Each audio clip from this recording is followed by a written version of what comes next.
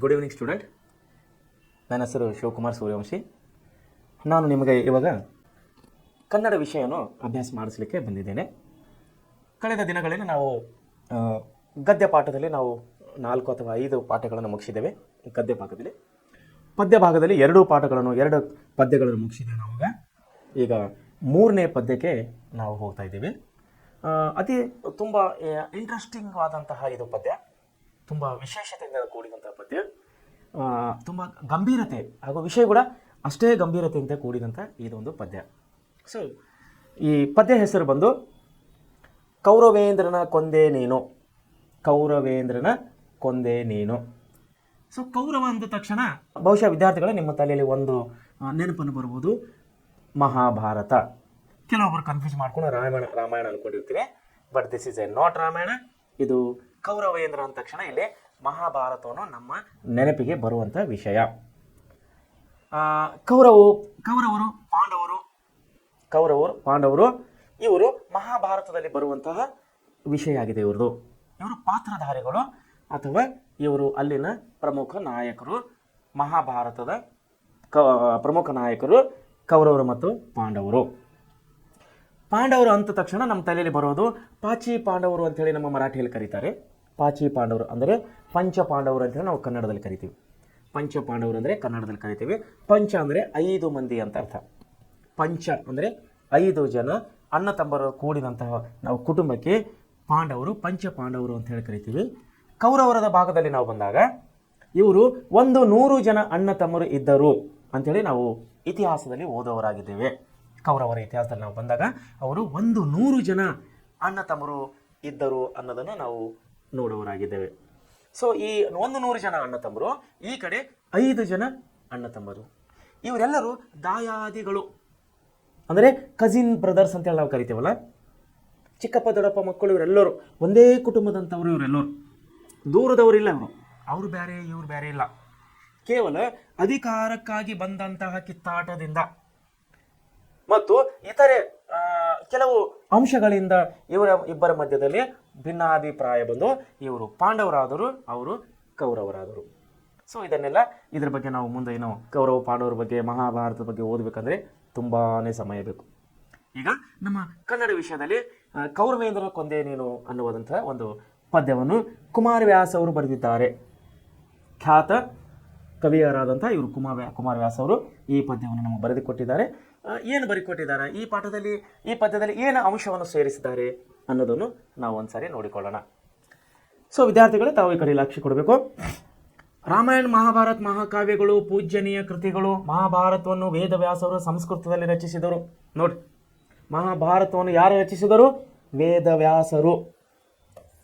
ವೇದವ್ಯಾಸರು ಮಹಾಭಾರತವನ್ನು ರಚಿಸಿದರು. ಇದು ಯಾವ ಭಾಷೆಯಲ್ಲಿ ರಚಿಸ್ತಾರಂತೆ? ಸಂಸ್ಕೃತ ಭಾಷೆಯಲ್ಲಿ ರಚನೆ ಮಾಡಿದ್ದಾರೆ. ಸಂಸ್ಕೃತ ಭಾಷೆಯಲ್ಲಿ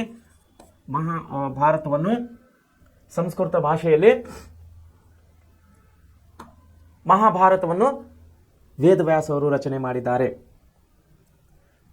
ಪಂಪ, ರನ್ನ, ಕುಮಾರವ್ಯಾಸ ಮೊದಲಾದವರು ಕನ್ನಡದಲ್ಲಿ ಕಾವ್ಯವನ್ನು ರಚಿಸಿದ್ದಾರೆ.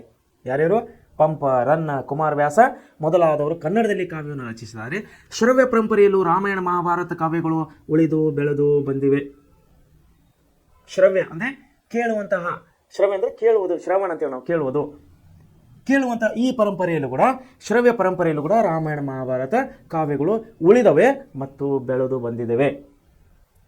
ಉತ್ತಮ ಗುಣ ಸ್ವಭಾವಗಳನ್ನು ರೂಢಿಸಿಕೊಳ್ಳದ ವ್ಯಕ್ತಿ ಎಷ್ಟೇ ಶೌರ್ಯ, ಸಾಹಸ, ವೀರತನವನ್ನು ಪಡೆದಿದ್ದರೂ ಸ್ವತಃ ಅವನಿಗಾಗಲಿ ಅವನ ಹಿರಿಯರಿಗಾಗಲಿ ಯಾವುದೇ ಉಪಯೋಗವಿಲ್ಲ. ಯಾರಿಗೆ? ಉತ್ತಮ ಗುಣ ಸ್ವಭಾವವನ್ನು ರೂಢಿಸಿಕೊಳ್ಳದ ವ್ಯಕ್ತಿಗೆ. ಉತ್ತಮ ಗುಣ ಸ್ವಭಾವಗಳನ್ನು ರೂಢಿಸಿಕೊಳ್ಳದ ವ್ಯಕ್ತಿಗೆ ಎಷ್ಟೇ ಸಾಹಸ ಇದ್ದರೂ ಕೂಡ, ಎಷ್ಟೇ ಶೌರ್ಯ ಇದ್ದರೂ ಕೂಡ ಅದು ಉಪಯೋಗಕ್ಕೆ ಬರುವುದಿಲ್ಲ. ನೋಡಿ, ನಾನು ಮುಂಚೆ ಹೇಳಿದಾಗೆ ಅವನ ಹಿರಿಯರಾಗಲಿ ಅಥವಾ ಕಿರಿಯರಾಗಿ ಯಾರಿಗೂ ಉಪಯೋಗವಿಲ್ಲ. ದಾಯಾದಿ ಒಳಗಿನ ದ್ವೇಷ ಅಸೂಯೆಗಳು ನಮ್ಮ ಮನೆಯನ್ನು ನಾಶಪಡಿಸುತ್ತವೆ ಎಂಬುದಕ್ಕೆ ಮಹಾಭಾರತ ಒಂದು ನಿದರ್ಶನ. ನೋಡಿ, ದಾಯಾದಿ ಅಂದರೆ ಅಣ್ಣ ತಮ್ಮರದೊಳಗಿನ ಕಾಳಗ ಅಂತ ಹೇಳಿ ಕರಿತೇವೆ. ಒಂದು ಕುಟುಂಬದ ಅಣ್ಣ ತಮ್ಮರ ಮಧ್ಯೆ ಅಂತ ಬಂದಂಥ ಒಂದು ಭಿನ್ನಾಭಿಪ್ರಾಯಕ್ಕೆ ನಾವು ದಾಯಾದಿ ಅಂತ ಕರಿತೇವೆ. ಇಬ್ಬರು ಬಂದಂಥ ದ್ವೇಷ ಅಸೂಯ, ದ್ವೇಷ ಮತ್ತು ಅಸೂಯ ನಮ್ಮ ಮನವನ್ನು ಇಲ್ಲ ನಮ್ಮ ಮನೆಯನ್ನೇ ನಾಶ ಮಾಡುತ್ತದೆ ಎಂಬುದಕ್ಕೆ ಮಹಾಭಾರತವು ಒಂದು ಉತ್ತಮ ನಿರ್ದೇಶನವಾಗಿದೆ.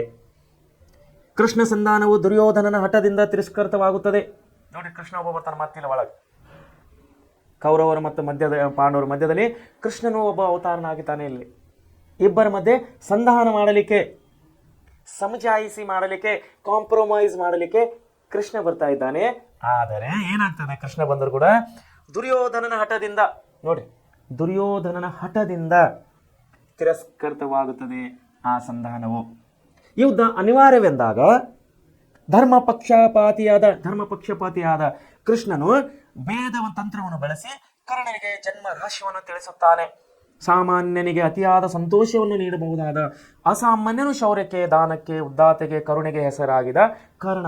ನೋಡ್ರಿ, ಇವಾಗಾದ್ರಂತ ಹಳ್ಳಿಯಲ್ಲಿ ಯಾರಾದರೂ ಸಿಟ್ಟಿ ಬಂದು ಬೈಕೋತಾರೆ, ಏನಪ್ಪ ದಾನಸೂರು ಕರ್ಣನಾಗಿದೆ ಅಂತ. ಅಂದರೆ ಕರ್ಣನು ದಾನ ಮಾಡಲಿಕ್ಕೆ ತುಂಬ ಹೆಸರುವಾಸಿಯಾಗಿದ್ದಾನೆ. ದಾನಕ್ಕೆ ಕರ್ಣ ಅಂತೇಳಿ ಇವತ್ತೇ ಕೂಡ ಕರೀತಾರೆ. ಸೊ ಹೆಸರಾಗಿದೆ. ಕರ್ಣನಿಗೆ ಎಂಥ ಸಂಕಟವನ್ನು ಉಂಟು ಮಾಡಿತ್ತು, ಅವನಿಗೆ ಎಂಥ ದಾನ ಧರ್ಮ ಮಾಡೋನಿಗೆ ಎಂಥ ಸಂಕಟವನ್ನು ಬಂದಿತ್ತು ಅನ್ನುವುದನ್ನು ಅವರ ಸ್ವಾಮಿ ನಿಷ್ಠೆ ಮುಂದೆ ಶ್ರೀಕೃಷ್ಣ ನೋಡಿದ ಪ್ರಲೋಭನೆ ಹೇಗೆ ವ್ಯರ್ಥಗೊಂಡಿತೆಂಬುದನ್ನು ಇಲ್ಲಿ ತಿಳಿಸಲಾಗಿದೆ. ಸೊ ಏನು ಕೊಡಲಾಗಿದೆ ಈ ಪಾಠದಲ್ಲಿ? ಒಂದು ದಾಯಾದಿ ಕಲಹ, ಅಂದರೆ ಅಣ್ಣ ತಮ್ಮರ ಮಧ್ಯದಲ್ಲಿ ಬಂದಂತಹ ಕಲಹ. ದುರ್ಯೋಧನನ ಹಠದಿಂದ ಇಲ್ಲಿ ಯುದ್ಧವನ್ನು ಅನಿವಾರ್ಯವಾಗಿದೆ. ಸಂಕಷ್ಟ ಯಾರಿಗೆ ತಂದಿಟ್ಟಿದೆ? ದಾನಸೂರ ಕರ್ಣನಿಗೆ. ಸೊ ಈ 3 ಅಂಶಗಳನ್ನು ಒಳಗೊಂಡಂತಹ ವಿಷಯನು ನಮಗೆ ಕುಮಾರವ್ಯಾಸರು ಈ ಒಂದು ಪದ್ಯ ಮೂಲಕವಾಗಿ ನಮಗೆ ತೋರಿಸಿಕೊಟ್ಟಿದ್ದಾರೆ. ಸೊ ಯಾವ ರೀತಿ ಅದನ್ನು ನಾವು ಅದಕ್ಕಿಂತ ಮುಂಚೆ ನಾವು ಪದ್ಯಕ್ಕೆ ಹೋಗೋದಕ್ಕೊಂದು ಮುಂಚೆವಾಗಿ ನಮ್ಮ ಒಂದು ರೂಢಿಯಾಗಿದೆ, ನಾವು ಒಂದು ಪದ್ಧತಿ ಏನಿದೆ ಅಂದರೆ, ನಾವು ಕೃತಿಕಾರನ ಪರಿಚಯ, ಕೃತಿಕಾರನ ಆಶಯ, ಕಠಿಣ ಶಬ್ದಗಳು, ವ್ಯಾಕರಣಗಳು ನೋಡಿಕೊಂಡು ನಾವು ಮುಂದೆ ಹೋಗೋರಾಗಿದ್ದೇವೆ. ಮೊದಲಿನಿಂದ ಅದೇ ರೀತಿ ಬರ್ತಾ ಇದ್ದೇವೆ. ಸರ್ಕಾರ ಕೂಡ ಪಠ್ಯ ಪುಸ್ತಕದಲ್ಲಿ ಅದನ್ನೇ ಕೊಟ್ಟಿದೆ. ಕವಿ ಪರಿಚಯ ಆದಮೇಲೆ ನಾವು ಮುಂದೆ ಹೋಗಬಹುದಾಗಿದೆ. ಯಾಕಂದರೆ ಕವಿ ಪರಿಚಯ ಮತ್ತು ಕಠಿಣ ಶಬ್ದಗಳ ಅರ್ಥಗಳನ್ನು ನೋಡಿಕೊಂಡು ನಾವು ಓದಿಕೊಂಡು ಮುಂದೆ ಹೋದಾಗ ಆ ಪದ್ಯವನ್ನು ಓದಲಿಕ್ಕೆ ನಮಗೆ ಸರಳ ಮತ್ತು ಶುಚಿಯಾಗಿರುತ್ತದೆ. ಸೊ ಕುಮಾರವ್ಯಾಸರು ಯಾರು? ಇವರು ಕುಮಾರವ್ಯಾಸರ ಬಗ್ಗೆ ನಾವು ಈಗ 2 ನಿಮಿಷಗಳನ್ನು ನೋಡೋಣ. ಕುಮಾರವ್ಯಾಸ ಎಂದೇ ಪ್ರಸಿದ್ಧನಾಗಿರುವ ಗದುಗಿನ ನಾರಾಯಣಪ್ಪ ಗದಗ ಪ್ರಾಂತದ ಕೋಳಿವಾಡದಲ್ಲಿ, ಗದಗ ಜಿಲ್ಲೆ, ಇವತ್ತಿನ ಗದಗ ಜಿಲ್ಲೆ ನಮ್ಮ ಪಕ್ಕದಲ್ಲೇ ಇರುವುದಾದಂಥ ಗದಗ ಜಿಲ್ಲೆಯು ಗದಗ ಜಿಲ್ಲೆ ಆಗುವುದಕ್ಕಿಂತ ಮುಂಚೆ ಅದು ಕೂಡ ಧಾರವಾಡ ಜಿಲ್ಲೆಯ ಒಂದು ಭಾಗವಾಗಿತ್ತು. ಯಾವುದು? ಗದಗ ಜಿಲ್ಲೆ.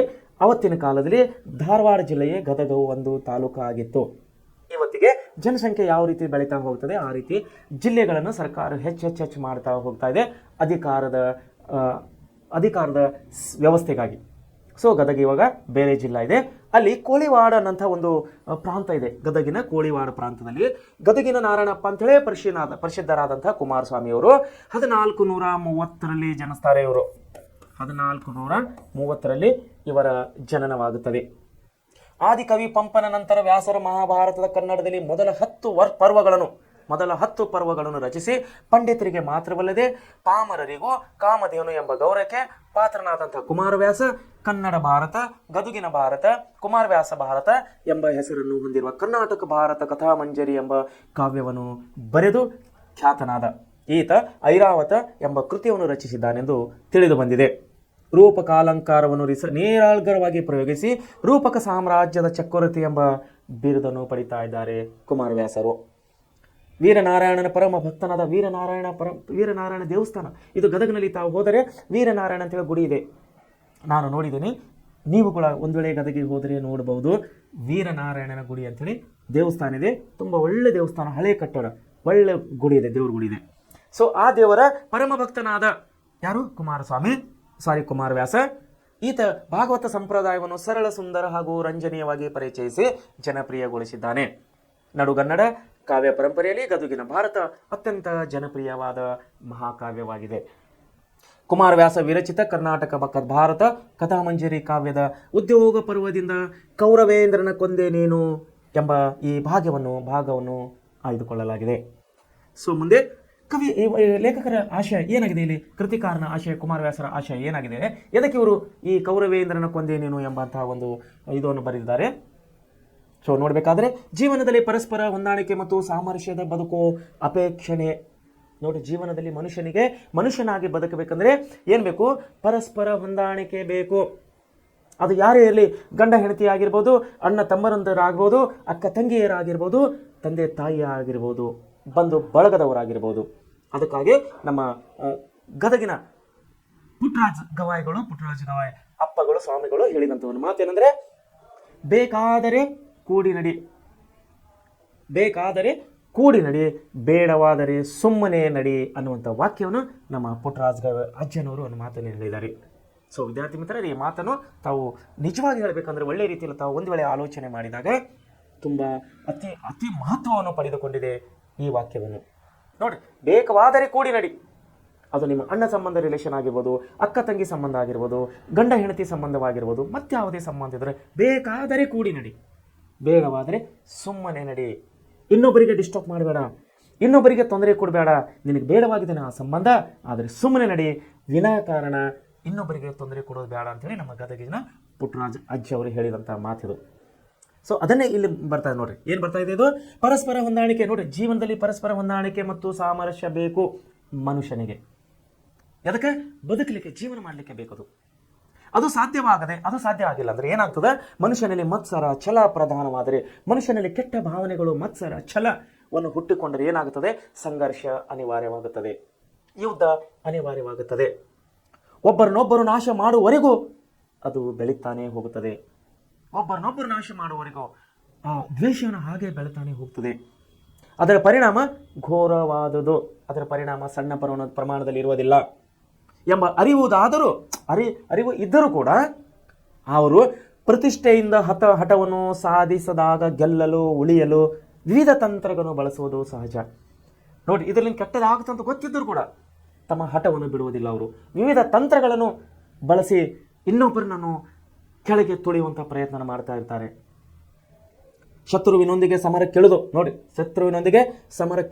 ಕಾದಾಡುವ ಮುನ್ನ ಶತ್ರು ಬಲದ ವಿವಿಧ ಆಯಾಮಗಳನ್ನು ಶಮನಗೊಳಿಸಿದಾಗ ಗೆಲುವು ಸಾಧ್ಯ ಎಂಬುದು ಒಂದು ರಾಜ್ಯತಂತ್ರ. ಅದರಂತೆ ಧರ್ಮ ಪಾಂಡವರ ಪರವಿದ್ದುದರಿಂದ ಕೃಷ್ಣ ಕೌರವರ ಪಕ್ಷದ ವೀರಕರ್ಣನ ಜನ್ಮ ರಹಸ್ಯವನ್ನು ಹೇಳಿ ತನ್ನವರಿಗೆ ಆತನಿಂದ ಅಪಾಯವಾಗದಂತೆ ಮಾಡುವ ವಿದ್ರಾಯಕ ಸನ್ನಿವೇಶ ಕೌರವೇಂದ್ರನ ಕೊಂದೆ ನೀನು ಈ ಪದ್ಯ ಭಾಗದಲ್ಲಿ ಧ್ವನಿತವಾಗುತ್ತದೆ. ಪಾಂಡವರ ರಕ್ಷಣೆಗೆ ನಿಂತ ಕೃಷ್ಣ ಒಂದು ಕಡೆ ಸ್ವಾಮಿನಿಷ್ಠೆಗೆ ಬದ್ಧನಾದ ಕರ್ಣ, ಇನ್ನೊಂದು ಕಡೆ ಪ್ರಲೋಭೆಗೆ ಒಳಗಾಗದೆ ಅಸಹಾಯಕನಾದ ಸ್ಥಿತಿಯಲ್ಲಿ ನೋವು ಸಂಕಟದಿಂದ ಬಳಲಲು ಕರ್ಣನ ವ್ಯಕ್ತಿತ್ವ ಇಲ್ಲಿ, ಹಿರಿಮೆ ಇಲ್ಲಿ ಬಿತ್ತಲಾಗಿದೆ. ನೋಡಿ, ಮನುಷ್ಯ ಯಾವಾಗ ಪ್ರತಿಷ್ಠೆಗೆ ಬೀಳ್ತಾನೆ, ಸಾಮರಸ್ಯ ಬದುಕುವುದನ್ನು ಬಿಟ್ಟು ಪ್ರತಿಷ್ಠೆಗಾಗಿ ಶಕ್ತಿಗಾಗಿ ಯಾವಾಗ ಮನುಷ್ಯ ಛಲವನ್ನು ತಗೋತಾನೆ, ಅಲ್ಲಿ ಯುದ್ಧ ಅನಿವಾರ್ಯವಾಗುತ್ತದೆ. ಎಷ್ಟೇ ಪ್ರಯತ್ನ ಪಟ್ಟರು ಕೌರವ ಪಾಂಡವರ ಯುದ್ಧವನ್ನು ನಿಲ್ಲಿಸಬೇಕಂತ ಹೇಳಿ ಯಾರು ಶ್ರೀಕೃಷ್ಣನು ಎಷ್ಟೇ ಪ್ರಯತ್ನ ಪಟ್ಟರು ಕೂಡ ಇಲ್ಲಿ ದುರ್ಯೋಧನನ ಛಲದಿಂದಾಗಿ ಹಠದಿಂದಾಗಿ ಯುದ್ಧವನ್ನು ಮುಂದುವರಿತಾ ಇದೆ.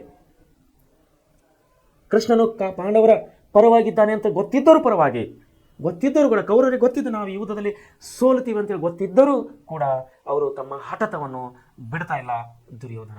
ಸೊ ಮುಂದೆ ಏನಾಯ್ತು ಅನ್ನೋದು ನಾವು ನೋಡೋಣ. ಧರ್ಮರಾಯನ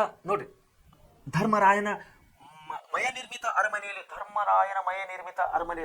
ಅವನ ಹೆಸರೇ ಧರ್ಮರಾಯ. ಅವಮಾನಿತನಾದ ಕೌರವನು, ನೋಡಿ, ಧರ್ಮರಾಯನ ಅರಮನೆಯಲ್ಲಿ ಅವಮಾನಿತನಾದ ಕೌರವನು ಧರ್ಮರಾಯನನ್ನು ದೂತಕ್ಕೆ ಆಹ್ವಾನಿಸಿ ಜೂಜಾಟದಲ್ಲಿ ಸೋಲಿಸುತ್ತಾನೆ. ಏನಾಗಿದೆ? ಧರ್ಮರಾಯನ ಅರಮನೆಯಲ್ಲಿ ಇವನು ಈ ಅವಮಾನಕ್ಕೀಡಾಗಿದ್ದಾನೆ. ಯಾರು? ಕೌರವನ ಮುಖಂಡನಾದಂತಹ ದುರ್ಯೋಧನನು. ಸೊ ಇಲ್ಲೇನಾಗಿದೆ ಅಂದರೆ ದುರ್ಯೋಧನ ಏನು ಮಾಡ್ತಾ ಇದ್ದಾನೆ? ದೂತಕ್ಕೆ ಆಹ್ವಾನಿಸ್ತಾ ಇದ್ದಾನೆ. ಯಾರಿಗೆ? ಧರ್ಮರಾಯನಲ್ಲಿ ಅವನಿಗೆ ದೂತಕ್ಕೆ ಆಹ್ವಾನಿಸಿ ಜೂಜಾಟದಲ್ಲಿ ಅವನಿಗೆ ಸೋಲಿಸ್ತಾನೆ ಧರ್ಮರಾಯನಿಗೆ. ಧರ್ಮರಾಯ ಅಲ್ಲಿ ಪಾಂಡವರ ಮುಖಂಡನು. ದೂತದ ಪಣದಂತೆ ನೋಡ್ರಿ, ಅಲ್ಲಿ ಸೋಲಿದಂಥ ಪಣ ಅಂತಂದ್ರೆ ಷರತ್ತು, ಜೂಜಾಟದಲ್ಲಿ ಸೋಲ್ತಾರ. ಅದರ ನಿಮಿತ್ತವಾಗಿ ಏನು ಮಾಡಬೇಕಾಗಿತ್ತಂದ್ರೆ 12 ವರ್ಷ ವನವಾಸ, 1 ವರ್ಷ ಅಜ್ಞಾತವಾಸ. 12 ವರ್ಷ ಸಾಧಾರಣ ವನವಾಸ, 1 ವರ್ಷ ಕಠಿಣ ವನವಾಸವನ್ನು ಅನುಭವಿಸಬೇಕಾಗಿತ್ತು ಪಾಂಡವರು. ಯಶಸ್ವಿಯಾಗಿ ಮುಗಿಸಿ ಬಂದ ಪಾಂಡವರು ತಮ್ಮ ಪಾಲಿನ ರಾಜ್ಯವನ್ನು ಕೇಳುತ್ತಾರೆ. ನೋಡ್ರಿ, ಕೌರವರು ಪಾಂಡವರು ದಾಯಾದಿಗಳು, ಅಣ್ಣನ ತಮ್ಮಂದಿರು. ಜೂಜಾಟದಲ್ಲಿ ಸೋತಿದ್ದಕ್ಕಾಗಿ ಇವರು 12 ವರ್ಷ ಅಜ್ಞಾತವಾಸಕ್ಕೆ ಇದಕ್ಕೆ ಹೋಗಿದ್ದಾರೆ. ಅವರು 12 ವರ್ಷ ವನವಾಸಕ್ಕೆ ಹೋಗಿದ್ದಾರೆ.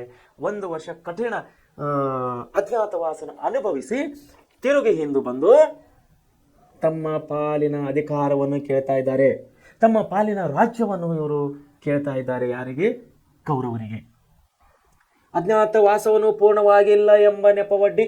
ನೋಡಿ ಯಾವ ನೆಪವನ್ನು ಮಾಡ್ತಾ ಇದ್ದಾರೆ ಇವರು. 12 ವನವಾಸ ಕರೆಕ್ಟ್ ಆಗಿದೆ, ನಿಂದು 12 ವರ್ಷ ವನವಾಸ ಕರೆಕ್ಟ್ ಆಗಿದೆಯಪ್ಪ. 1 ವರ್ಷ ಏನು ಅಜ್ಞಾತವಾಸ ಇತ್ತಲ್ಲ, ಕಠಿಣ ವಾಸ ನಿಂದು, ಅದು ನೀವು ಕರೆಕ್ಟಾಗಿ ಮಾಡಿಲ್ಲ. ವನವಾಸ ಅಜ್ಞಾತವಾಸ ನೀನು ಸರಿಯಾಗಿ ಅನುಭವಿಸಲ್ಲ, ನೀನು ನೀತಿ ನಿಯಮವನ್ನು ಇಲ್ಲಿ ಪಾಲನೆ ಮಾಡಿಲ್ಲ. ಸೊ ಅದಕ್ಕಾಗಿ ನಿನಗೆ ರಾಜ್ಯವನ್ನು ಕೊಡಲಿಕ್ಕೆ ಆಗುವುದಿಲ್ಲ ಅಂಥೇಳಿ ಕೌರವರಲ್ಲಿ ಹೇಳ್ತಾ ಇದ್ದಾರೆ. ನೋಡಿ ನೆಪವನ್ನು ಒಡ್ಡಿ. ಯಾವ ನೆಪ ಒಡ್ಡಿ? ಅಜ್ಞಾತವಾಸ ಪೂರ್ಣವಾಗಿಲ್ಲಮ್ಮಂತ ನೆಪವನ್ನು ಒಡ್ಡಿ ಏನು ಮಾಡ್ತಾ ಇದ್ದಾರೆ ಇವರು? ಕೌರವನು ರಾಜ್ಯವನ್ನು ನೀಡಲು ನಿರಾಕರಣೆ ಮಾಡ್ತಾ ಇದ್ದಾರೆ. ಸಂಧಾನದ ಮುಖೇನ ರಾಜ್ಯವನ್ನು ಮರಳಿ ಪಡೆಯುವ ಪ್ರಯತ್ನದಲ್ಲಿ ಧರ್ಮರಾಯನು ಕೃಷ್ಣನನ್ನು ಸಂಧಿಗಾಗಿ ಕಳುಹಿಸಿದ್ದಾನೆ. ನೋಡಿ ಕಮಿಟ್ಮೆಂಟ್ ಪ್ರಕಾರ ಏನಾಗಿತ್ತು, ಮಾತಿನ ಪ್ರಕಾರ ಏನಾಗಿತ್ತು, ನೀವು ವನವಾಸ ಮುಗಿಸ್ಕೊಂಡು ಬರ್ರಿ, ನಿಮ್ಮ ರಾಜ್ಯವನ್ನು ನಿಮಗೆ ಕೊಡ್ತೀನಿ ಅಂತ ಹೇಳಿದರು. ಆದರೆ ಮಾತಿಗೆ ತಪ್ಪಿದ್ದರಿಂದ ಇಲ್ಲಿ ಧರ್ಮರಾಯ ಏನು ಮಾಡ್ತಾ ಇದ್ದಾನೆ, ಕೃಷ್ಣನನ್ನು ಸಂಧಾನಕಾರನಾಗಿ ಕೌರವ್ರ ಕಡೆ ಕಳಿಸ್ತಾ ಇದ್ದಾರೆ. ನೋಡಪ್ಪ ಕೃಷ್ಣ, ಅವ್ರು ಹೇಳಿದ ಪ್ರಕಾರ ನಾನು ಜುಜಾಟದಲ್ಲಿ ಸೋತಿದ್ದ ಖರೆ, ಅವ್ರು ಹೇಳಿದ ಪ್ರಕಾರ 12 ವರ್ಷ ವನವಾಸ, 1 ವರ್ಷ ಅಜ್ಞಾತವಾಸ ಮುಗಿಸಿ ಬಂದಿದ್ದೇನೆ. ಬಂದ ಮೇಲೆ ಇವರು ನನ್ನ ರಾಜ್ಯವನ್ನು ನನಗೆ ಹೊಳ್ಳಿ ಕೊಡ್ತೀನಿ, ತಿರುಗಿ ಕೊಡ್ತೀನಿ ಅಂತ ಹೇಳಿದ್ದಾರೆ. ಆದರೆ ಇವತ್ತು ಕೊಡ್ತಾ ಇಲ್ಲ. ದಯಮಾಡಿ ಕೃಷ್ಣ ನೀನು ಮಧ್ಯಸ್ಥಿಕೆಯನ್ನು ವಹಿಸಪ್ಪ, ಸಂಧಾನ ವಹಿಸಿ ನನ್ನ ರಾಜ್ಯವನ್ನು ನನಗೆ ಕೊಡಿಸು ಅಂಥೇಳಿ ಧರ್ಮರಾಯ ಇಲ್ಲಿ ಕೃಷ್ಣನಿಗೆ ಮೊರೆ ಹೋಗ್ತಾ ಇದ್ದಾನೆ. ಕಪಟ ನಾಟಕ ಸೂತ್ರಧಾರಿಯಾದ ಶ್ರೀಕೃಷ್ಣನ ಸಂಧಿಯ ನೆಪದಲ್ಲಿ ನೋಡಿ, ಕಪಟ ನಾಟಕ ಸೂತ್ರಧಾರಿಯಾದ ಶ್ರೀಕೃಷ್ಣ ಸಂಧಿಯ ನೆಪದಲ್ಲಿ ದುರ್ಯೋಧನ ಏನು ಮಾಡ್ತಾ ಇದ್ದಾನೆ, ದುರ್ಯೋಧನನ ಬಲವನ್ನು ಕುಗ್ಗಿಸುವ ಸಲುವಾಗಿ ಮೊದಲು ವಿದುರನಲ್ಲಿಗೆ ಬರುತ್ತಾನೆ. ಯಾರು? ಶ್ರೀಕೃಷ್ಣ. ಇದರಿಂದ ಕುಪಿತನಾದ ಕೌರವ, ಅಂದರೆ ವಿದುರನಿಗೆ ಮತ್ತು ಕೌರವನಿಗೆ ಆಗೋದಿಲ್ಲ. ಇಲ್ಲಿ ವಿದುರನಿಗೆ ಮತ್ತು ಕೌರವನ ಮುಖಂಡನಾದಂಥ ದುರ್ಯೋಧನನಿಗೆ ಇಲ್ಲಿ ಶತ್ರು. ಕೃಷ್ಣನ್ ಏನು ಮಾಡಿದ್ದಾನೆ, ನೇರವಾಗಿ ದುರ್ಯೋಧನನ ಹತ್ರ ಹೋಗಿ ಕೇಳಬೇಕಲ್ಲ ಪಾಲ. ನೋಡ್ರಿಯಪ್ಪ, ಅವರು ನೀನು ಹೇಳಿದ ಪ್ರಕಾರ, ನಿನ್ನ ಕಮಿಟ್ಮೆಂಟ್ ಪ್ರಕಾರ ವನವಾಸ ಮುಗಿಸಿದ್ದಾರೆ, ಅವರ ರಾಜ್ಯವನ್ನು ಅವ್ರಿಗೆ ಕೊಡು ಅಂತ ಹೇಳಬೇಕಲ್ಲ. ಶ್ರೀಕೃಷ್ಣ ಏನು ಮಾಡಿನಲ್ಲಿ, ಕಪಟ ನಾಟಕದ ಸೂತ್ರಧಾರಿಯಾದ ಯಾರು? ಶ್ರೀಕೃಷ್ಣ. ಸಂಧಿಯ ನೆಪದಲ್ಲಿ ಏನು ಮಾಡ್ಯಾನ, ದುರ್ಯೋಧನ ಕಡೆ ಹೋಗೋ ಬದಲು ಇವನು ಏನು ಮಾಡಿದ, ವಿದುರನ ಕಡೆ ಹೋಗಿದ್ದಾನೆ. ಇಲ್ಲಿ ಏನಾಗಿದೆ, ವಿದುರನ ಕಡೆ ಹೋಗಿದ್ದ ಸಲುವಾಗಿ ಕೌರವನಿಗೆ ಮತ್ತಷ್ಟು ಸಿಟ್ಟು ಬಂದಿದೆ. ಕುಪಿತನಾದ ಕೌರವ ವಿದುರನನ್ನು ತುಂಬಿದ ಸಭೆಯಲ್ಲಿ ಹೀಗೆಳೆಯುತ್ತಾನೆ. ಸಿಟ್ಟುಗೊಂಡ ವಿದುರ ಅಪ್ರತಿಮವಾದ ತನ್ನ ಬಿಲ್ಲನ್ನು ಮುರಿದ ಯುದ್ಧದಿಂದ ವಿಮುಖನಾಗುತ್ತಾನೆ. ಸಂಧಿ ವಿಫಲಗೊಳ್ಳುತ್ತದೆ. ಯುದ್ಧವೇ ಸಿದ್ಧ ಎಂಬ ತೀರ್ಮಾನಕ್ಕೆ ಬರಲಾಗುತ್ತದೆ. ಕೌರವನ ಸೇನೆಯಲ್ಲಿ ಪಾಂಡವರನ್ನು ಕೊಲ್ಲಬಲ್ಲ ಇನ್ನೋರ್ವ ಬಲಶಾಲಿ ಕರ್ಣನಿಂದ ಪಾಂಡವರನ್ನು ರಕ್ಷಿಸಬೇಕೆಂದು ನಿರ್ಧರಿಸಿದ ಕೃಷ್ಣ ಅದಕ್ಕಾಗಿ ವೇದಿಕೆ ಸಿದ್ಧಪಡಿಸ್ತಾನೆ. ಆ ಸಂದರ್ಭವೇ ಪ್ರಕೃತ ಪಠ್ಯ ಭಾಗ. ಸೊ ಇಲ್ಲೇನಾಗಿದೆ, ಕೌರವ ಏನು ಮಾಡ್ತಾ ಇದ್ದಾನೆ, ಈಗ ಯುದ್ಧ ಅನಿವಾರ್ಯವಾಗಿದೆ ಅಂದಾಗ ಇವರನ್ನು ಯಾರು, ಕರ್ಣನ ಪರವಾಗಿ ಶ್ರೀಕೃಷ್ಣ ಏನು ಮಾಡ್ತಾನೆ, ಪಾಂಡವರ ಪರವಾಗಿ ಇಲ್ಲಿ ನಿಲ್ತಾ ಇದ್ದಾನೆ. ನೋಡಿ ಕೆಲವೊಂದು ಪದಗಳ ವಿಂಗಡಣೆಯಲ್ಲಿ ನಾವು ನೋಡೋಣ. ಇದು ಹಳೆಗನ್ನಡ ಮತ್ತು ಮಧ್ಯಗನ್ನಡ ಭಾಷೆಯ ಕ್ರೋಢೀಕರಣ ಆಗಿದ್ದರಿಂದ ಇಲ್ಲಿ ನಾವು ಪದಗಳ ವಿಂಗಡಣೆಯನ್ನು ನೋಡಬೇಕಾಗುತ್ತದೆ. ಸೊ ದಯಮಾಡಿ ಎಲ್ಲ ಮಕ್ಕಳು ಇಲ್ಲಿ ಗಮನ ಕೊಡಬೇಕು. ಇನ ತನೂಜನ ನೋಡಿ, ಇನ ತನೂಜ ಅಂದರೆ ಇಲ್ಲಿ ಮೈದೂನುತನ ಅಂತ ಅರ್ಥ ಇದ್ರದು. ಇನ ತನುಜ. ಆಮೇಲೆ ಭೇದ ಇಲ್ಲ ಎಲೆಕರ್ಣ, ನಮ್ಮೊಳಗಾದವರು ಕೌರವರೊಳಗೆ ಸಂವಾದಿಸುವಡೆ ಪ್ಲಸ್ ಅನ್ವಯಕ್ಕೆ, ಮೊದಲು +2 ಪ್ಲಸ್ ಇಲ್ಲ, ನಿನ್ನ ಪ್ಲಸ್ ಆಣೆ ಅಂದರೆ ಮೆದೆನೀಪತಿ, ನೀನು ಚಿತ್ತದೋಳು ಆಮದು ಪ್ಲಸ್ ಅರಿವಿಲ್ಲ ಪ್ಲಸ್ ಎನ್ನುವತ ದಾನವ ಸೋದನನ್ನು ರವಿಸುತನ ಕಿವಿಯಲ್ಲಿ ಬಿತ್ತಿದನು ಭಯವ. ಇಲ್ಲಿ ಕೆಲವೊಂದು ಪದಗಳನ್ನು ವಿಂಗಡಣೆ ಮಾಡಲಾಗಿದೆ. ಅಂದರೆ ಹಳೆ ಕನ್ನಡ ಭಾಷೆಗಳಿದೆಯಲ್ಲ, ಅದನ್ನು ಬೆಚ್ಚಿ ಅನ್ನೋ ವಿಂಗಡಣೆ ಮಾಡಿ ಓದಿದಾಗ ಮಾತ್ರ ನಮಗೆ ಪಾಠದ ಅರ್ಥ, ಪದ್ಯದ ಅರ್ಥ ಆಗುತ್ತದೆ. ಇಲ್ಲಾಂದರೆ ಪದ್ಯದ ಅರ್ಥ ಆಗೋದಿಲ್ಲ. ಲಲನೆ ಪಡೆದ ಈ 5 ನೋಡ್ರಿ, ಲಲನೆ ಪಡೆದ ಈ 5 ಮಂತ್ರಗಳಿವೆ. ಮೊದಲಿಗೆ ನೀನು ನಿನ್ನಳಿಯ ಬಳಿ ಯುಧಿಷ್ಠರ ದೇವ, 3ನೇ ಆತ ಕಲಿಭೀಮ ಫಲುಗುಣನನ್ನು, 4ನೇ 5ನೇದಲ್ಲಿ ನಕುಲ ಸಹದೇವರಾದವರು, ಬಳಿಕ ಮಾದ್ರಿಯಲ್ಲಿ ಒಂದು ಮಂತ್ರದೋಳ್ ಪ್ಲಸ್ 2 ಓದಿಸಿದರು. ನಿನಗೆ ಹಸ್ತಿನಾಪುರದ ರಾಜ್ಯದ ಘನತೆಯನ್ನು ಮಾಡುವೆನು. ನಿನಗೆ ಹಸ್ತಿನಾಪುರದ ರಾಜ್ಯದ ಘನತೆಯನ್ನು ಮಾಡುವೆನು. ಪಾಂಡವ ಜನಪ ಕೌರವ ಜನಪರು ಅಂದರೆ ಪಾಂಡವ ಜನರು ಮತ್ತು ಕೌರವ ಜನಪರು ಓಲೈಸುವವರು ಗೆದ್ದು ಗದೆಯ ನಿನಗೆ ಕಿಂಕುರ 2 ಸಂತತಿ ಎನ್ನಿಸಲು ವಲ್ಲದೆ ನೀನು ದುರ್ಯೋಧನನ ಬಾಯಿ ತುಂಬಲ್ಕೆ ಕೈ ಅನುವರಿಕೆ ಹೇಳು ಎಂದ. ಎಡದ ಮೈಯಲ್ಲಿ ಕೌರವ ಪ್ಲಸ್ ಇಂದ್ರ ಕೌರವೇಂದ್ರ ನೋಡಿ, ಕೌರವ ಪ್ಲಸ್ ಇಂದ್ರರ ಅಂದರೆ ಕೌರವೇಂದ್ರದ ಗಣನ ಬಲದಲ್ಲಿ ಪಾಂಡು ತನಯರ ಗಣನವು ಇದಿರಲಿ. ಮಾಗದ ಯಾದವ ಆದಿಗಳು ನಡುವೆ ನೀನು ಪ್ಲಸ್ ಒಲಗದೋಳ ಪ್ಲಸ್ ಒಪ್ಪುವ ಕಡು ವಿಲಾಸ ಬಿಸುಟು ಕುರುಪತಿ ನಡೆಸೆ ಜಿಯ ಸಹಸಾದ ಎಂಬ ಕಷ್ಟ ನಿನಗೆ ಎಂದ. ಸೊ ಈ ರೀತಿ ಕೆಲವೊಂದು ವಾಕ್ಯಗಳನ್ನು ಬಿಡಿಸಿ ಪದಗಳನ್ನು ಬಿಡಿಸಿ ನೋಡಲಾಗಿದೆ. ಮುಂದೆ ಕಠಿಣ ಪದಗಳ ನಾವು ಅರ್ಥಗಳನ್ನು ನೋಡಿಕೊಳ್ಳೋಣ. ಅಡಿ ಅಥವಾ ಪಾದ. ಅಡಿ ಅಂದರೆ ಪಾದ ನೋಡ್ರಿ, ಅಡಿ ಅಂದರೆ ಪಾದ.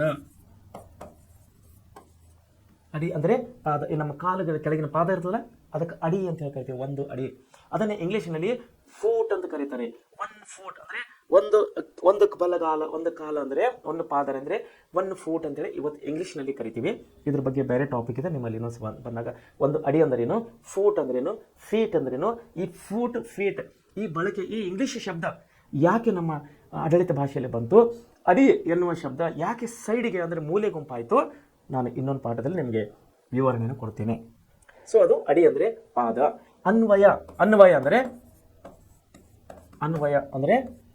ವಂಶ. ಅನ್ವಯ ಅಂದರೆ ವಂಶ. ಅರುಹು. ಅರುಹು ಅಂದರೆ ಹೇಳು. ಅರುಹು ಅಂದರೆ ಹೇಳು. ಅವಸರ ನೋಡ್ರಿ, ಅವಸರ ಅಂದರೆ ಅಗತ್ಯತೆ, ಅಗತ್ಯದ. ಇನ್ ಅಂದರೆ ಸೂರ್ಯ. ಇನ್ ಅಂದರೆ ಸೂರ್ಯ. ಆಮೇಲೆ ಉರವಣಿಸು. ಉರವಣಿಸು ಅಂದರೆ ಹೆಚ್ಚಾಗು. ಉರವಣಿಸು ಅಂದರೆ ಹೆಚ್ಚಾಗು. ಋಣ ಅಂದರೆ ಹಂಗು.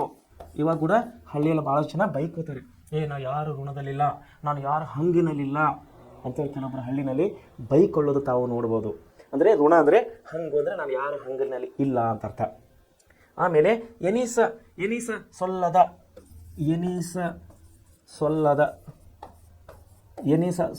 ಅಂದರೆ ಇಷ್ಟಪಡದ.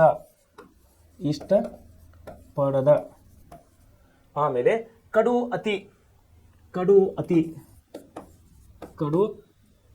ಅಂದರೆ ಅತಿ ಅಂತ ಅರ್ಥ. ಆಮೇಲೆ ಕಿಂಕರ ಅಂದರೆ ಸೇವಕ. ಕೈಯಾನು ಅಂದರೆ ಕೈ ಚಾಚು.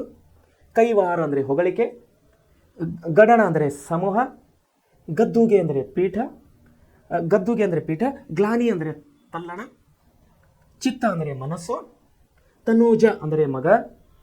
ಧನುಜ ಅಂದರೆ ರಾಕ್ಷಸ. ದ್ರಗುಜಲ ಅಂದರೆ ಕಣ್ಣು ನೀರು. ಜಲ ಅಂದರೆ ನೀರು. ಇಲ್ಲಿ ದ್ರಗು ಅಂದರೆ ಕಣ್ಣು ಜಲ ಅಂದರೆ ದ್ರಗುಜಲ ಅಂದರೆ ಕಣ್ಣು ನೀರು ಅಂತ ಅರ್ಥ. ಬಳಿ ಅಂದರೆ ಅನಂತರ. ಬಾಯಿ ದಂಬುಲಿಕೆ ಅಂದರೆ ಎಂಜಲಿಕೆ. ಭೇದ ಅಂದರೆ ವ್ಯತ್ಯಾಸ. ಭೇದ ಭಾವ ಅಂತೀವಲ್ಲ, ವ್ಯತ್ಯಾಸ. ಮುರಾರಿ ಅಂದರೆ ಕೃಷ್ಣ. ಶ್ರೀಕೃಷ್ಣನ ಇನ್ನೊಂದು ಹೆಸರು ಮುರಾರಿ ಅಂತ ಹೇಳಿ ಕರೀತಾರೆ. ಮೂರು ಪ್ಲಸ್ ಅರಿ ಅಂದರೆ ಮುರಾರಿ ಅಂತ ಅರ್ಥ ಅದು. ಮೆದೇನಿ ಅಂದರೆ ಭೂಮಿ. ರಣ ಅಂದರೆ ಯುದ್ಧ. ರವಿ ಅಂದರೆ ಸೂರ್ಯ. ರಾಜವಸಖ ಅಂದರೆ ಇಲ್ಲಿ ಸೂರ್ಯನಿಗೆ ತುಂಬ ಹೆಸರುಗಳಿವೆ. ಇಲ್ಲಿ ರಾಜಸಖ ಅಂದ್ರೂ ಸೂರ್ಯನೇ ಕರೀತಾ ಇದ್ದಾರೆ. ರವಿಸುತ ಅಂದರೂ ಸೂರ್ಯನೇ ಕರೀತಾ ಇದ್ದಾರೆ. ಇಲ್ಲಿ ಇನ್ ಅಂದ್ರೂ ಕೂಡ ಸೂರ್ಯನೇ ಕರೀತಾ ಇದ್ದಾರೆ. ಇನ್ ಅಂದ್ರೆ ನಿಮಗೊಂದಿಷ್ಟು ಹೇಳಕ್ಕೆ ಇಷ್ಟಪಡ್ತಾ ಇದ್ದೀನಿ. ಕೆಲವೊಂದು ನಮ್ಮ ಧಾರವಾಡನಲ್ಲಿ ಕೂಡ ಇದೆ. ಆಮೇಲೆ ಬೇರೆ ದೊಡ್ಡ ದೊಡ್ಡ ಪಟ್ಟಣಗಳಿಗೆ ಹೋದಾಗ ತಾವು ನೋಡ್ಬೋದು, ಹೋಟೆಲ್ ಅಂದರೆ ರೆಸ್ಟೋರೆಂಟ್, ಬಾರ್ ಆ್ಯಂಡ್ ರೆಸ್ಟೋರೆಂಟ್, ಲಾಡ್ಜಿಂಗ್ಗಳಿಗೆ ಅಲ್ಲಿ ಬೋರ್ಡ್ ಹಾಕಿರ್ತಾರೆ. ಆದಿತ್ಯ ಇನ್ ಎಕ್ಸಾಂಪಲ್, ಆದಿತ್ಯ ಇನ್ ಅಂತಿರ್ತಾರೆ. ಇನ್ ಅಂದರೆ ಆದಿತ್ಯ ಇನ್ ಅಂದರೆ ಅದ್ರ ಪಕ್ಕದ ಒಂದು ಸಿಂಬಾಲ್ ಇರ್ತದೆ. ತಾವು ಯಾವಾಗ ಗಮನ ಕೊಟ್ಟು ನೋಡಬೇಕು, ವಿಷಯ ಕೊಟ್ಟು ಅಲ್ಲಿ ಸೂರ್ಯನ ಒಂದು ಚಿತ್ರನ ಕೊಟ್ಟಿರ್ತಾರೆ. ಸೊ ಇನ್ ಅಂದರೆ ಸೂರ್ಯ ಅಂತೇಳಿ ನಿಮಗೆ ಹೇಳಕ್ಕೆ ಇಷ್ಟಪಡ್ತಾ ಇದ್ದೀನಿ. ಆಮೇಲೆ ರವಿ ಅಂದ್ರು ಕೂಡ ಸೂರ್ಯನ. ಆಮೇಲೆ ರವಿಸುತ ಅಂದ್ರು ಕೂಡ ರವಿಸುತ ಅಂದರೆ ಕರ್ಣ ಅಂತೇಳಿ. ರಾಜ್ಯವಸಕ ಅಂದರೆ ಸೂರ್ಯ. ಮತ್ತು ರೀಪು ಅಂದರೆ ಶತ್ರು ಅಂತೇಳಿ. ಸೊ ಈ ರೀತಿ ನಾವು ಕಠಿಣ ಶಬ್ದಗಳನ್ನು ನಾವಿಲ್ಲಿ ನೋಡೋರಾಗಿದ್ದಾರೆ. ಆಮೇಲೆ ಲನನೆ ಅಂದರೆ ತುರಣಿ, ಶೌರ್ಯ ಅಂದರೆ ಕೃಷ್ಣ, ಶೌರ್ಯ ಅಂದರೆ ಶೌರ್ಯ, ಸಂತತಿ ಅಂದರೆ ವಂಶ, ಆಮೇಲೆ ಸುತ ಅಂದರೆ ಮಗ ನಾವು ನೋಡಿದ್ವಿ, ಸೋನುಗಳು ಮಕ್ಕಳು, ಹಗೆ ಅಂದರೆ ಶತ್ರು, ಹಸಾದ ಅಥವಾ ಹಸಾದ್ಭವ ಅಂದರೆ ಪ್ರಸಾದ ಅಥವಾ ಪ್ರಸಾದಿಸಿ ಅಂತೇಳಿ ನಾವು ಇದನ್ನು ಕಠಿಣ ಶಬ್ದಗಳನ್ನು ನೋಡಿದ್ವಿ. ಯಾಕಂದರೆ ಈ ಕಠಿಣ ಶಬ್ದಗಳನ್ನು ಮುಂದೆ ನೋಡಿಕೊಂಡು ನಾವು ಮುಂದೆ ಹೋದಾಗ ನಮಗೆ ಪದ್ಯದ ಅರ್ಥವನ್ನು ಸರಳವಾಗಿ ಆಗುತ್ತದೆ. ಸೊ ಇಲ್ಲಿ ಅಂದರೆ ಕೆಲವೊಂದು ಟಿಪ್ಪಣಿಗಳು ಕೊಟ್ಟಿದ್ದಾರೆ, ಹೆಸರುಗಳ ಮೇಲೆ ಬಂದಿದ್ದಾವೆ. ಅಂದರೆ ಈ ಪದ್ಯದಲ್ಲಿ ಅಂತ ಕೆಲವು ರೋಲ್ಗಳಂತೇವೆ ನಾವು, ರೋಲ್ಗಳಂದರೆ ಪಾತ್ರಧಾರಿಗಳಂತೇಳಿ ನಾವು ಕರಿತೀವಿ. ಏನಂದರೆ ಮುರಾರಿ ನೋಡಿ, ಮುಂಚೆ ಬಂದಿತ್ತಲ್ಲ ಶ್ರೀಕೃಷ್ಣನ ಇನ್ನೊಂದು ಹೆಸರು ಮುರಾರಿ ಅಂತ ಹೇಳಿ ಬಂದಿತ್ತು. 3+ಅರಿ ನೋಡಿ, 3+ಅರಿ ಅಂದರೆ ಮುರಾರಿ. ಅದರ 3 ಎಂಬ ರಾಕ್ಷಸನನ್ನು ವಧಿಸಿದ್ದಕ್ಕಾಗಿ ಅವನಿಗೆ ಮುರಾರಿ ಕೃಷ್ಣ ಅಂತ ಹೆಸರು ಬಂತು ಅಂಥೇಳಿ ನಾವು ವೇದಗಳಲ್ಲಿ ನೋಡೋರಾಗಿದ್ದೀವಿ, ಮಹಾಭಾರತದಲ್ಲಿ ಶ್ರೀಕೃಷ್ಣನ ವಿಷಯವಾಗಿ. ಆಮೇಲೆ ಯಾದವರು ಅಂದರೆ ಯದುವಿನ ವಂಶದವರು. ಶ್ರೀಕೃಷ್ಣನು ಯದು ವಂಶಕ್ಕೆ ಸೇರಿದವನಾಗಿದ್ದರಿಂದ ಶ್ರೀಕೃಷ್ಣನ ನಿರ್ಣಯ ಅನುಸಾರ ಯಾದವರು ಅಂದರೆ ಕುರುಕ್ಷೇತ್ರ ಯುದ್ಧದಲ್ಲಿ ದುರ್ಯೋಧನನ ಪರವಾಗಿ ಹೋರಾಡಿದರು. ಅದಕ್ಕಾಗಿ ಇವನಿಗೆ ಯಾದವ ವಂಶದವರು ಅಂತೇಳಿ ಕರೀತಾರೆ ಶ್ರೀಕೃಷ್ಣನಿಗೆ. ಮಾದ್ರಿ ಅಂದರೆ ಪಾಂಡುರಾಜನ ಎರಡನೇ ಹೆಂಡತಿ, ಮದ್ರ ದೇಶದ ರಾಜಕುಮಾರಿ ಕುಂತಿಯಿಂದ ಪಡೆದ ಮಂತ್ರದ ಬಲದಿಂದ ಅಶ್ವಿನಿ ದೇವತೆಗಳನ್ನು ಪ್ರಾರ್ಥಿಸಿ ನಕುಲ ಸಹದೇವರೆಂಬ ಅವಳಿ ಮಕ್ಕಳನ್ನು ಪಡೆದಳು. ಯಾರು? ಕುಂತಿ. ಪಾಂಡವನ ಹೆಂಡತಿಯಾದಂತಹ ಎರಡನೇ ಹೆಂಡತಿಯಾದಂತಹ ಕುಂತಿ 2 ಮಕ್ಕಳನ್ನು ಪಡಿತಾಳೆ. ಕೊನೆಯ 2 ಮಕ್ಕಳು ನಕುಲ ಮತ್ತು ಸಹದೇವ್ ಅಂತ ಹೇಳಿ. ಅದು ಹೆಂಗೆ ಪಡೆದಾಳ ಆ ಮಕ್ಕಳಿಗಂದರೆ ಅಶ್ವಿನಿ ದೇವತೆಗಳನ್ನು ಪ್ರಾರ್ಥನೆ ಮಾಡಿ ಹರಕೆಯನ್ನು ಹೊತ್ತು ಆ ದೇವರ ಒಂದು ಕಾಣಿಕೆಯಾಗಿ ವರವನ್ನಾಗಿ ಕೇಳಿದ್ದಕ್ಕಾಗಿ ಆ ದೇವರು 2 ಅವಳಿ ಮಕ್ಕಳನ್ನು ಕೊಟ್ಟಿದ್ದಾನೆ. ಒಂದು ನಕುಲ, ಇನ್ನೊಂದು ಸಹದೇವ. ಇವರು 5 ಮಂದಿ ಪಾಂಡವರಲ್ಲಿ ಕೊನೆಯವರು ಇವರು. ಆಮೇಲೆ ಚದುರಂಗದ ಬಲ ಅಂದರೆ ಆನೆ, ಕುದುರೆ, ರಥ, ಒಳಗೊಂಡ ಸೈನ್ಯದ ಸಮೂಹಕ್ಕೆ ನಾವು ಚದುರಂಗ ಅಂತ ಕರಿತೀವಿ. ರಾಜೀವ ಸಖ ಅಂದರೆ ರಾಜೀವ ಕಮಲ, ತಾವರೆ, ಸಖ ಅಂದರೆ ಗೆಳೆಯರು, ತಾವರೆ ಗೆಳೆಯ ಅಥವಾ ಸೂರ್ಯ ಅಂತ ಅರ್ಥ ಅದರದು. ಆಮೇಲೆ ಮಾಧವ, ಲಕ್ಷ್ಮಿ ಅಂದರೆ ಧವಪತಿ ಒಡೆಯ, ಧರಿಸಿದವ, ಲಕ್ಷ್ಮಿಯನ್ನು ಎದೆಯಲ್ಲಿ ಧರಿಸಿದವ ವಿಷ್ಣು ಅಂತ ಹೇಳಿ ನಾವು ಕರಿತೀವಿ. ಇಲ್ಲಿ ಕೃಷ್ಣನು ವಿಷ್ಣುವಿನ ಅವತಾರ ಬಗ್ಗೆ ಇಲ್ಲಿ ಮಾಧವ ಅಂತೇಳಿ ಕೊಡಲಾಗಿದೆ. ಸೊ ಮುಂದೆ ನಾವು ನೋಡಬೇಕಾದ್ರೆ ಇಲ್ಲಿ ಕಠಿಣ ಶಬ್ದಗಳದೇ ನಾವು ಪಾಠಗಳನ್ನು ಮುಗಿದ ಮೇಲೆ ಅವನ್ನು ನೋಡುವವರಾಗಿದ್ದೇವೆ. ಇಲ್ಲಿ ಭಾಷೆಯ ಸೊಬಗು ಏನಾಗಿದೆ, ಭಾಷೆ ಯಾವ ರೀತಿಯಲ್ಲಿ ಕೂಡಿದೆ ಅನ್ನೋದು ನಾವು ಇಲ್ಲಿ ನೋಡುವವರಾಗಿದ್ದೇವೆ. ಭಾಷೆಗೆ 2 ರೂಪಗಳಿವೆ. ಒಂದು ಆಡುವ ಮಾತು, ಇನ್ನೊಂದು ಬರೆಯುವ ಭಾಷೆ. ಒಂದು ನಾವು ಆಡುವ ಮಾತು, ಇನ್ನೊಂದು ಬರೆಯುವ ಭಾಷೆ. ಇಂಗ್ಲೀಷ್ನಲ್ಲಿ ಮಾತುಗಳಿದಾಗ ನಾವು ಅದರ ಸ್ಟೈಲಿಂಗ್ ಬಗ್ಗೆ ಗಮನ ಕೊಡಬೇಕಿಲ್ಲ, ಸ್ಪೆಲ್ಲಿಂಗ್ ಬಗ್ಗೆ ಗಮನ ಕೊಡಬೇಕಿಲ್ಲ. ಇಂಗ್ಲೀಷ್ನಲ್ಲಿ ನಾವು ಮಾತಾಡುವಾಗ ಅದರ ಸ್ಪೆಲ್ಲಿಂಗ್ ಬಗ್ಗೆ ನಾವು ಗಮನ ಕೊಡಬೇಕಿಲ್ಲ. ಆದರೆ ಇಂಗ್ಲೀಷ್ನಲ್ಲಿ ಬರೆಯುವಾಗ ಸ್ಪೆಲ್ಲಿಂಗ್ ಮುಖ್ಯವಾಗಿರುತ್ತದೆ. ಸರಿಯಾದ ಸ್ಪೆಲ್ಲಿಂಗ್ ಹೇಳುವ ಬಗ್ಗೆ ಸ್ಪೆಲ್ಲಿಂಗ್ ಬಿ ಅಂತ ಪ್ರತಿಷ್ಠಿತ ಸ್ಪರ್ಧೆಗಳೇ ಇಲ್ಲಿ ನಡೆಯುತ್ತವೆ. ನೇಮ್ ಎಂಬುದನ್ನು NEM ಎಂದು ಬರೆಯೋದಿಲ್ಲ, ಹಾಗೆಯೇ NAME ಎಂದು ಬರೆದುದನ್ನು ನಾಮೆ ಎಂದು ಓದುವುದಿಲ್ಲ. ಸೊ ಮಾತಿನ ನಿಯಮಗಳೇ ಬೇರೆ, ಬರವಣಿಗೆಗಳೇ ಬೇರೆ.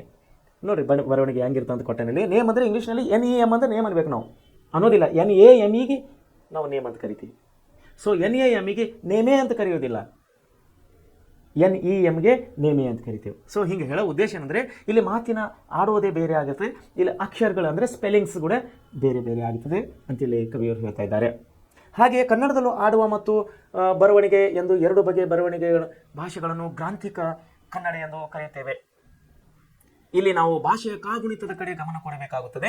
ಬರವಣಿಗೆಗೆ ಅದರದೇ ಆದಂಥ ಇತಿಹಾಸ, ಶಾಸ್ತ್ರಗಳು, ನಿಯಮಗಳು ಇರುತ್ತವೆ. ಮಾತಿನಲ್ಲಿ ನಾವು ಹೆಸರು ಎಂದು ಆಡಿದರೂ ಬರೆಯುವಾಗ ಹೆಸರು ಎಂದೇ ಬರೆಯುತ್ತೇವಲ್ಲವೇ. ಸಂಭಾಷಣೆಯಲ್ಲಿ ಧಾರವಾಡ ಎಂಬ ಪದದ ಬಳಕೆಯಾದರೂ ಅದನ್ನು ಅಕ್ಷರಗಳಿಂದ ಪೋಡ ಮೂಡಿಸಿದಾಗ ಧಾರವಾಡ ಎಂದೇ ಬರೆಯಬೇಕು. ಆಡು ಮಾತಿನಲ್ಲಿ ದುಃಖ ಎಂದು ಬರೆಯುವಾಗ ದುಃಖ ಎಂದು ಸಾಧು ರೂಪ. ಸೊ ಆಡು ಮಾತಿನ ಶಬ್ದಗಳನ್ನು ನಾವು ಬರಹ ಕೇಳಿದಾಗ ಹೇಗೆ ಬದಲಾಗುತ್ತದೆ ಎಂಬುದನ್ನು ತೋರಿಸಲು 5-6 ಉದಾಹರಣೆಗಳನ್ನು ನಾವಿಲ್ಲಿ ಪಟ್ಟಿ ಮಾಡಬಹುದು. ಸೊ ಸೈದ್ಧಾಂತಿಕ ಭಾಷೆಯಲ್ಲಿ ನಾವು ಛಂದಸ್ಸನ್ನು ನೋಡಬೇಕಾದರೆ ಶುದ್ಧ ಹಾಗೂ ಅಪೂರ್ಣವಾಗಿ ಮಾತನಾಡಲು, ಬರೆಯಲು ವ್ಯಾಕರಣ ಶಾಸ್ತ್ರವು ಹೇಗೆ ಅಗತ್ಯವೋ ಹಾಗೆಯೇ ಪದ್ಯ ರಚನೆ ಮಾಡಲು ಕೆಲವು ನಿಯಮಗಳಿರ್ತವೆ. ಇಂತಹ ಪದ್ಯ ರಚನಾ ನಿಯಮಗಳನ್ನು ತಿಳಿಸುವ ಶಾಸ್ತ್ರಕ್ಕೆ ಛಂದಸ್ಸು ಅಂತ ಹೇಳಿ ನಾವು ಕರಿತೇವೆ. ಸುಮಾರು ಕ್ರಿಸ್ತಶಕ 990ರಲ್ಲಿ ಇದ್ದ 1ನೇ ನಾಗವರ್ಮ ಎಂಬುವವನು ಛಂದೋಬಂದಿ ಎಂಬ ಗ್ರಂಥದ ಮೂಲಕ ಈ ಶಾಸ್ತ್ರವನ್ನು ನೀಡಿದ್ದಾನೆ. ಹಳೆಗನ್ನಡದ ಮತ್ತು ನಡುಗನ್ನಡದ ಪದ್ಯ ಕಾವ್ಯಗಳು ಈ ಶಾಸ್ತ್ರವನ್ನು ಅನುಸರಿಸಿಯೇ ಬರೆಯಲ್ಪಟ್ಟಿದ್ದೇವೆ. ಛಂದಶಾಸ್ತ್ರವನ್ನು 3 ವಿಭಾಗಗಳಲ್ಲಿ ವಿಂಗಡಿಸಲಾಗಿದೆ. ಅವುಗಳನ್ನು ಪ್ರಾಸ, ಯತಿ ಮತ್ತು ಗಣಗಳೆಂದು ಕರೆಯಲಾಗಿದೆ. ಸೊ ಪ್ರಾಸ ಅಂದ್ರೇನು? ಪದ್ಯದ ಪ್ರತಿ ಸಾಲಿನ 1 ಮತ್ತು 2ನೇ ಸ್ವರಗಳ ಮಧ್ಯದಲ್ಲಿ ಒಂದೇ ಜಾತಿಯ ವ್ಯಂಜನವಿದ್ದರೆ ಅದನ್ನು ಆದಿಪ್ರಾಸವೆಂತಲೂ ನಾವು ಕರೀತೇವೆ. ಪ್ರತಿ ಪಾದದ ಕೊನೆಯಲ್ಲಿ ಒಂದೇ ಜಾತಿಯ ವ್ಯಂಜನವಿದ್ದರೆ ಅದನ್ನು ಅಂತ್ಯಪ್ರಾಸವೆಂತಲೂ ಕರೆಯುತ್ತೇವೆ. ಕೆಲವೊಮ್ಮೆ ಅಪರೂಪಕ್ಕೆ ಸಾಲಿನ ಮಧ್ಯಭಾಗದಲ್ಲಿ ಪ್ರಾಸಕ್ಷರಗಳು ಬರುವುದುಂಟು. ಅದನ್ನು ಒಳಪ್ರಾಸ ಅಥವಾ ಮಧ್ಯಪ್ರಾಸ ಅಂತೇಳಿ ನಾವು ಇಲ್ಲಿ ಕರೆಯಲಾಗಿದ್ದೇವೆ. ಸೊ ಪ್ರಾಸರಾಕ್ಷರದ ಹಿಂದಿನ ಸ್ವರವು ಹಶ್ವವಾಗಿದ್ದರೆ ಅದನ್ನು ಸಿಂಹಪ್ರಾಸ ಎಂತಲೂ, ಹಿಂದಿನ ಸ್ವರವು ದೀರ್ಘವಾಗಿದ್ದರೆ ಅದನ್ನು ಗಜಪ್ರಾಸ ಎಂತಲೂ, ಅನುಸ್ವಾರವಿದ್ದರೆ ವೃಷಭಪ್ರಾಸ ಎಂತಲೂ, ಹಿಂದೆ ವಿಸರ್ಗವಿದ್ದರೆ ಅಜಪ್ರಾಸ ಎಂತಲೂ, ಬೇರೆ ಬೇರೆ ಜಾತಿಯ 2-3 ವ್ಯಂಜನಗಳನ್ನು ಪ್ರಸಾರಾಕ್ಷರಗಳಾಗಿದ್ದರೆ ಶರಭಪ್ರಾಸ ಎಂತಲೂ, ಒಂದೇ ಜಾತಿಯ ವ್ಯಂಜನಗಳು ಪ್ರಾಸಾರಾಕ್ಷರಗಳಾಗಿದ್ದರೆ ಅದನ್ನು ಹಯಪ್ರಾಸ ಎಂತಲೂ ಕರೆಯಲ್ಪಡುವ 6 ವಿವಿಧ ಪ್ರಾಸಗಳನ್ನು ನಾವು ಇಲ್ಲಿ ಕಾಣುವರಾಗಿದ್ದೇವೆ. ಸೊ ಇಲ್ಲಿ ಈ ಪಾಠಕ್ಕೆ ಸಂಬಂಧಪಟ್ಟಿದಂತಹ ವ್ಯಾಕರಣಗಳನ್ನು ನಾವು ನೋಡಿದ್ದೇವೆ. ಆಮೇಲೆ ಅಕ್ಷರಗಳನ್ನು ಗುರುವೆನಿಸುವ ಇಲ್ಲಿ ಲಕ್ಷಣಗಳು ಕೂಡ ಕೊಟ್ಟಿದ್ದಾರೆ. ದೀರ್ಘಾಕ್ಷರಗಳು ಹೇಗೆ ಬರಬೇಕು, ಒತ್ತಕ್ಷರಗಳು ಹೇಗೆ ಇರಬೇಕು, ಅನುಸಾರ್ವ ವಿಸರ್ಗಗಳನ್ನು ಕೂಡಿದ ಅಕ್ಷರಗಳು ಯಾವ ರೀತಿ, ವ್ಯಂಜನಾಕ್ಷರಗಳ ಷಟ್ಪದಿ, ಅದರ ಬಗ್ಗೆ ಎಲ್ಲ ಕೊಡಲಾಗಿದೆ. ಇದುವರೆಗೆ ಹೇಳಿದ ಇಲ್ಲದ ಅಕ್ಷರಗಳನ್ನು ಲಘು ಎಂದು ಪರಿಗಣಿಸಲಾಗುವುದು. ಕಂದ, ಷಟ್ಪದಿ ಮತ್ತು ರಗಳೆ ಛಂದಸ್ಗಳನ್ನು ಮಾತ್ರ ಗಣಾದಿತಾರಗಳು ಮತ್ತು ಛಂದಸ್ಗಳು. ಸೊ ಇದ್ರಾಗ ಷಟ್ಪದಿದಾಗ ಭಾಮಿನಿ ಷಟ್ಪದಿ ಕೂಡ ಒಂದು ಬರ್ತದೆ. ಆಮೇಲೆ ನಾವು ವ್ಯಾಕರಣಕ್ಕೆ ಬಂದಾಗ ಅಲಂಕಾರ ಎಂದರೆ ಸೌಂದರ್ಯವನ್ನು ಹೆಚ್ಚಿಸುವ ಒಂದು ಸಾಧನ ಅಂತೇಳಿ ನಾವು ವ್ಯಾಕರಣದಲ್ಲಿ ತುಂಬ ಅತಿ ಮುಖ್ಯವಾದಂಥ ಇದು ಒಂದು ವಿಷಯ. ಅಲಂಕಾರ ಅಂದರೆ ಏನಂದರೆ ಸೌಂದರ್ಯವನ್ನು ಹೆಚ್ಚಿಸುವ ಸಾಧನ. ಮಾನವ ತನ್ನ ದೇಹದ ಸೌಂದರ್ಯವನ್ನು ಹೆಚ್ಚಿಸಲು ಅಲಂಕಾರ ಮಾಡಿಕೊಳ್ಳುವಂತೆ ತಾನು ಆಡುವ ಮಾತಿಗೂ ರಚಿಸುವ ಸಾಹಿತ್ಯಕ್ಕೂ ಅಲಂಕಾರ ಮಾಡುತ್ತಾನೆ. ಉದಾಹರಣೆಗೆ, ಪೂರ್ವ ದಿಕ್ಕಿನಲ್ಲೇ ಸೂರ್ಯ ಮೂಡಿದನು ಎಂದು ಹೇಳುವ ಬದಲಿಗೆ ಪೂರ್ವ ದಿಕ್ಕಿನಲ್ಲೇ ಮೂಡಿದ ಸೂರ್ಯನು ಮುತ್ತೈದೆಯ ಹಣೆಯಲ್ಲಿರುವ ಕುಂಕುಮದಂತೆ ಕಂಡನು. ನೋಡಿ, ಪೂರ್ವ ದಿಕ್ಕಿನಲ್ಲೇ ಮೂಡಿದ ಸೂರ್ಯನು ಮುತ್ತೈದೆಯ ಹಣೆಯಲ್ಲಿ ಕುಂಕುಮದಂತೆ ಕಂಡೆನು. ಇದು ಕವಿಯ ಕಲೆಯಾಗಿದೆ ಎಂದು ಹೇಳಿದಾಗ ಮಾತಿನ ಸೌಂದರ್ಯ ಇಲ್ಲಿ ಹೆಚ್ಚಾಗುತ್ತದೆ. ಸೊ ಅಲಂಕಾರದಲ್ಲಿ ನಾವು ಶಬ್ದಾಲಂಕಾರ, ಅರ್ಥಾಲಂಕಾರ ಎಂದು 2 ಭಾಗಗಳಿವೆ. ಶಬ್ದ ಮತ್ತು ಪದಗಳ ಜೋಡಣೆ ಮೂಲಕ ಕಾವ್ಯ ಮಾತಿನ ಸೌಂದರ್ಯ ಹೆಚ್ಚಿದರೆ ಅದನ್ನು ನಾವು ಶಬ್ದಾಲಂಕಾರ ಅಂತ ಹೇಳಿ ಕರಿತೇವೆ. ಆಮೇಲೆ ಎಂತಲೂ ಪದಗಳ ಅರ್ಥ ಚಮತ್ಕಾರದಿಂದ ಕಾವ್ಯದ ಅಥವಾ ಅರ್ಥದ ಸೌಂದರ್ಯ ಹೆಚ್ಚಿದರೆ ಅದನ್ನು ನಾವು ಅರ್ಥಾಲಂಕಾರ ಅಂತೇಳಿ ಕರೆಯುವರಾಗಿದ್ದೇವೆ. ಸೊ ಈ ರೀತಿ ಈ ವ್ಯಾಕರಣಗಳು, ಅರ್ಥಾಲಂಕಾರ ಮತ್ತು ಉಪಮಾಲಂಕಾರಗಳು ಇಲ್ಲಿ ಈ ಪದ್ಯಕ್ಕೆ ಸಂಬಂಧಪಟ್ಟಂತಹ ನಾವು ವ್ಯಾಕರಣಗಳಲ್ಲಿ ರೂಪಾಲಂಕಾರ ಕೊಟ್ಟೇವಲ್ಲ, ಈಗ ಹೇಳಿದಲ್ಲ ರೂಪಾಲಂಕಾರಿಕ. ನೋಡಿ, ಅಲಂಕಾರ ಹೆಸರು, ವಿಗ್ರಹ, ಸಮಾಸಿ, ಪ್ರಸಾರ ಹಾಕಿ ಗಣ ವಿಭಾಗಗಳನ್ನು ಇವೆಲ್ಲ ಛಂದಸ್ಗಳೆಲ್ಲ ಕೊಟ್ಟಿದ್ದಾರೆ. ಸೊ ಈ ರೀತಿ ಅಲಂಕಾರ ನಮ್ಮ ಈ ಪಠ್ಯ ಭಾಗಕ್ಕೆ ಇದು ಪದ್ಯವನ್ನು ಗ್ಯಾಪ್ ಮಾಡಿಕೊಟ್ಟಿದ್ರೆ ನಾವು ಪೂರಕವಾಗಿ ಇದನ್ನು ಓದಬೇಕು. ಸೊ ಈ ರೀತಿ ಇಲ್ಲಿಗೆ ಕೌರವನು ಕೊಂದೇನೋ ನೀನಂತಹ ಈ ಪಾಠದಲ್ಲಿ ನಾವು ಈಗ ಕವಿ ಪರಿಚಯ, ವ್ಯಾಕರಣಗಳು ಮತ್ತು ಕಠಿಣ ಶಬ್ದಗಳನ್ನು ನೋಡಿದ್ದೇವೆ. ನಾಳೆ ಒಂದು ಕ್ಲಾಸಿನ ತರಗತಿಯಲ್ಲಿ ಈ ಪಾಠದ ನಾವು ವಿವರಣೆಯನ್ನು ನೋಡೋಣ. ಸೊ ಇಲ್ಲಿವರೆಗೆ ಈ ಪಾಠವನ್ನು ಅತಿ ಪ್ರಾಮುಖ್ಯತೆಯಿಂದ ಕೂಡಿದೆ. ವಿದ್ಯಾರ್ಥಿಗಳೇ, ತಾವು ದಯಮಾಡಿ ಒಳ್ಳೆ ರೀತಿಯಲ್ಲಿ ಅಭ್ಯಾಸ ಮಾಡಬೇಕಂತೇಳಿ ನಿಮ್ಮಲ್ಲಿ ನಾನು ವಿನಂತಿ ಪೂರ್ವಕವಾಗಿ ಕೇಳಿಕೊಳ್ಳುತ್ತೇನೆ. ಧನ್ಯವಾದಗಳು.